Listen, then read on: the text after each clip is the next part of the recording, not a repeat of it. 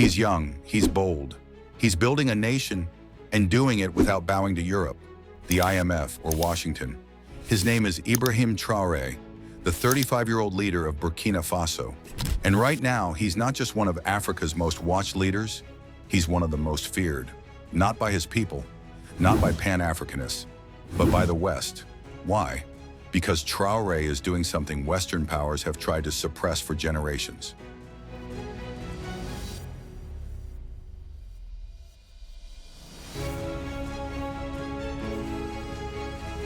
Real African independence. He's rewriting the rules of leadership and doing it without begging for validation from Europe or the United States. And that terrifies them. Traoré didn't come to power through tradition. He wasn't handpicked by a Western-backed political party. He wasn't groomed at a European university or through a US-sponsored leadership program. He rose through the ranks of Burkina Faso's military at a time when the country was falling apart.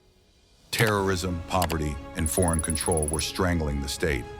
Entire regions of Burkina Faso had fallen to extremist violence. French troops were there, supposedly to help. Billions in aid had been spent, and yet nothing changed. The people were fed up, the youth were angry, and Traoré emerged from the ranks, not to rule, but to reclaim.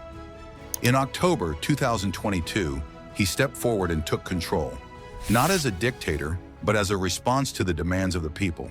And what he did next sent shockwaves through every Western capital.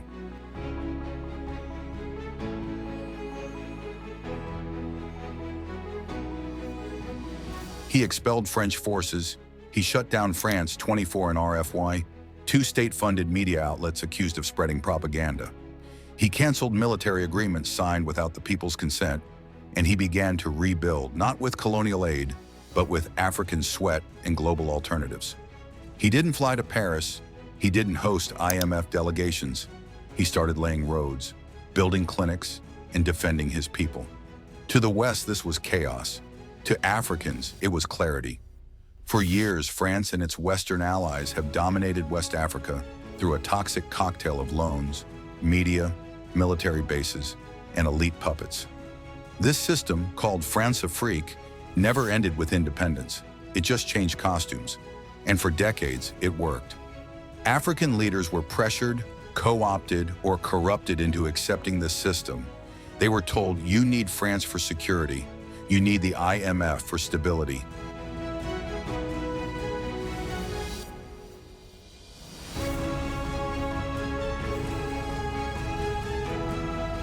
You need the World Bank for progress. Traoré said, no, we don't. And the moment he said it, the narrative started to shift. But what really frightens the West isn't what Traoré is doing, it's how he's being received. He is not just tolerated, he is loved. Across Burkina Faso, children chant his name. Murals are painted in his image. Social media across the Sahel is filled with messages calling him the new Sankara. And that's no coincidence. Traoré isn't just echoing the spirit of Thomas Sankara, the revolutionary Burkinabe president assassinated in 1987 under suspicious French-aligned circumstances. He's resurrecting his agenda. Land reform, women's rights, self-sufficiency, Pan-African solidarity. But unlike Sankara, Traoré is doing it in an era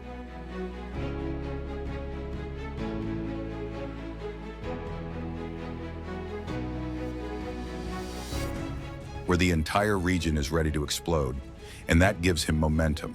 He is not alone. Mali and Niger are right beside him. They've formed the Alliance of Sahel States, a new regional bloc rejecting ECOWAS, French dependency, and foreign interference. And this is what the West truly fears, a chain reaction.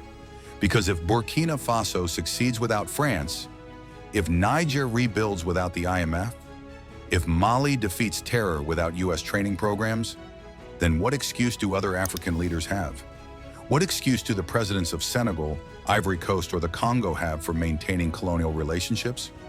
What excuse do they have for keeping foreign troops on their soil? This is the power of Traoré, not just in what he does, but in what he represents. And make no mistake, he's getting results. Since taking power, Traoré has rebuilt over 400 kilometers of roads in previously neglected zones, constructed or refurbished dozens of rural hospitals, reopened schools in areas once held by militants, increased agricultural investment for food sovereignty, resettled thousands of internally displaced families, increased troop morale with frontline engagement and logistical support, all while under sanctions.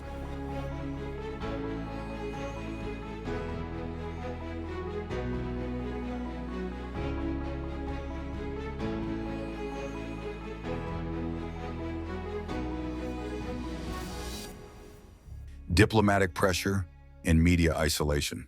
This is governance under fire, and yet it's working. So what does the West do? They call him a strongman. They say he's dangerous. They claim he's a Russian proxy. Let's unpack that. Yes, Traore has received military and diplomatic support from Russia and Turkey. But is that the issue? Or is the real problem that he rejected France? Because when African leaders sign deals with Europe, no one cries foreign interference. But the moment they look to Moscow or Ankara, suddenly it's a geopolitical crisis. What the West really fears is not Russian influence. They fear losing control. Control over African trade, control over African minerals, control over African airspace, control over African governments. Traore is taking that control back, and he's doing it without apology. Let's also talk about media warfare. Western outlets constantly portray Traore as a dictator. But where's the evidence? Has he looted the treasury? Then what? Then you're forced to admit the truth, that he is competent, disciplined, and popular, that he has rejected the West and still succeeded, that he's proven Africa doesn't need a savior, it needs sovereignty. Let's be honest, this isn't new. The West feared Patrice Lumumba in the Congo. They feared Kwame Nkrumah in Ghana. They feared Thomas Sankara in Burkina Faso. They feared Muammar Gaddafi in Libya. And in each case, those leaders were either isolated, overthrown, or killed. Why? Because they refused to be controlled. Traore is cut from the same cloth. But this time, he's not alone, and the people are more aware than ever before. It's the Pan-African idea that Africa can feed itself, Africa can defend itself, Africa can trade with who it chooses, Africa can stand on its own without apology, and still worth fighting for. What's your take? Is Traore a threat to the West, or just to those who've controlled Africa for too long? Is this the start of a real African revival? Let us know in the comments. Like, share, and subscribe for more African truth, right here on Echoes of Empires.